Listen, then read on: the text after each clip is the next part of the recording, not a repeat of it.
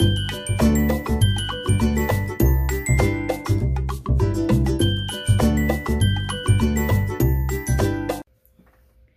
everyone, it's me, Miniature Molly, and welcome back to my channel. It is Wednesday, so you know what that means. It is Weigh-In Wednesday day. So I know it's been 2 weeks. Let me just cut to the chase and tell you my long saga in a short couple seconds.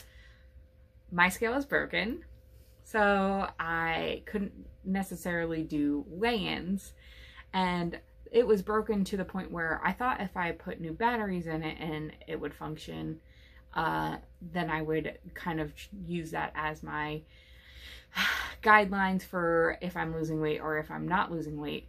But my scale would jump from 10 pounds less and go up to 10 pounds heavier than what I actually was.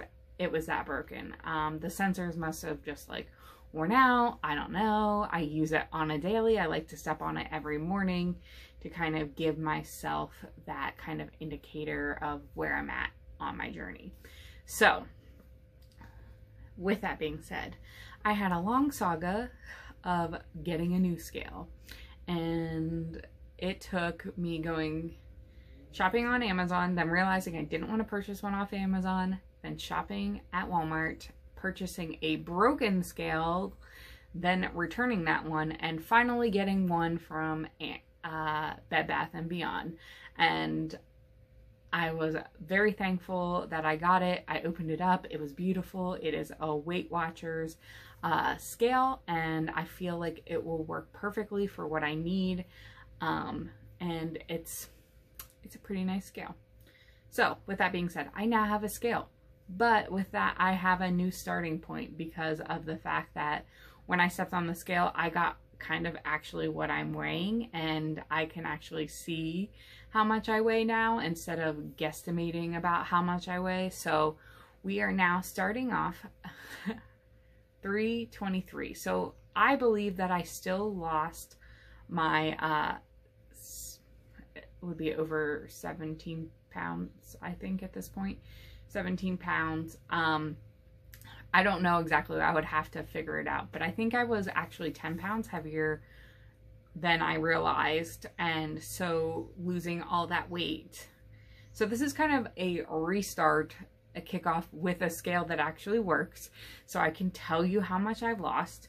But I do believe I lost weight. I could tell in my measurements and all those things that come with it. My pants were feeling looser. I could tell that I was losing weight.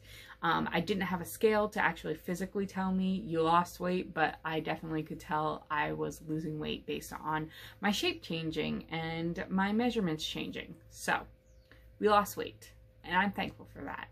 So the other thing I want to talk about is I've been reading this book, Girl Wash Your Face by Rachel Hollis. With anything I read, I always take little things from it. I take what I can apply to my life, what things are applicable to me, and the things that don't apply to my life or I don't think necessarily fit with my lifestyle. It's just reading, you know, kind of thing. But I felt like she had a lot of really cool things to say. I read chapter 2 specifically, was like speaking to me this past week, where we show up for other people, but we won't show up for ourselves. And when we commit to things, we don't fully commit to them. And in not committing to them, we're letting ourselves down. So it just kind of, like, so many times I will go above and beyond for someone like I love, like my husband or my daughter or, you know, my family, where I will extend and go beyond what I can do and meet them and meet their needs. And then when it comes to me, like going on a walk or going, like trying to incorporate other healthy habits into it, I end up not meeting them and talking myself out of them and convincing myself I'll take care of it later. And I can't do that anymore. I have to treat myself the way I treat others, and I have to commit to myself. And I also have to get better at committing to things I possibly can do, and not overexerting myself sometimes and overcommitting. So all lessons I'm learning. The other thing she was talking about is some people are just big picture people. I'm a worst case scenario thinker, so I immediately can come up with 10 different reasons why something's not going to work out and try to troubleshoot it and pick through and pick out all the flaws so that I can be prepared for anything bad that could possibly happen. And so that can be exhausting. So I tend to look at the big picture and then talk myself out of it, which is something I'm working on. And with that, I'm learning that I need to break down things into obtainable goals and obtainable things to do.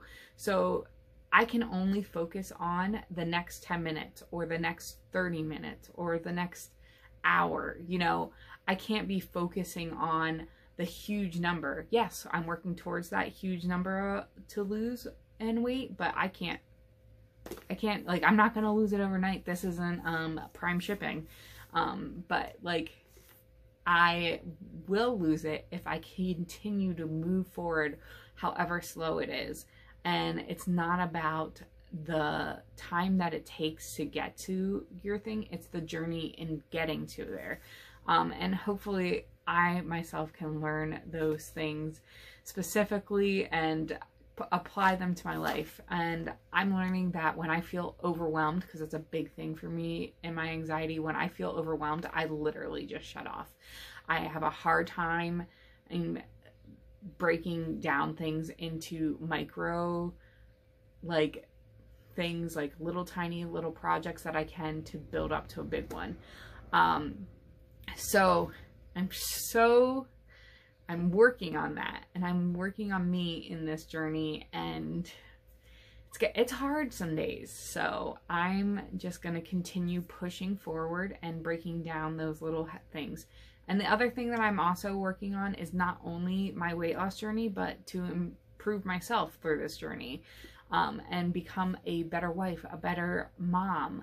And I struggle a lot with cleaning because it feels very overwhelming to me. But if I had a clean slate to begin with, and then I was constantly doing a task every day, I don't think I would feel super overwhelmed, because I've been proving to myself that I can do the dishes every night, and waking up to an empty sink, or waking up to not having to search for a sippy cup for my daughter, a clean sippy cup is awesome. And yeah, so I'm working on that, because like normal, yeah, it's just one of those things that I feel overwhelmed and then I push things off because I think I'll have time later, and I don't.